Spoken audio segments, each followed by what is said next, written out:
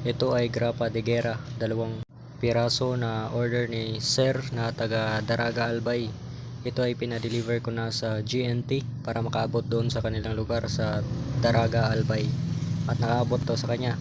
So sirmahan ko ng 2 kwintas na pamproteksyon. Sa ang tawag dito ay mandagats amulet na isusot lang palagi at dadalhin lang palagi. Pwede lang mabasa ng tubig kapag naliligo, pwede lang madala sa kahit saan mang lugar. Ito ay mga proteksyon sa kulam, parang sumpa, usog, bati, tigalpo, proteksyon sa mga bad spirits, aswang at iba pang di nakikita. Itong grapa, ang isa ay pangkalatang proteksyon na merong langis na iba't ibang uring langis na nilagay ko langis ng niyog.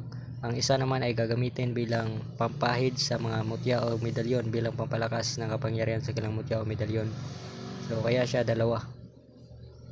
At kapag konti na ang laman ng langis, pwede lang dagdagan, bibili lamang sila doon sa sinabi ko na pagbilhan nila.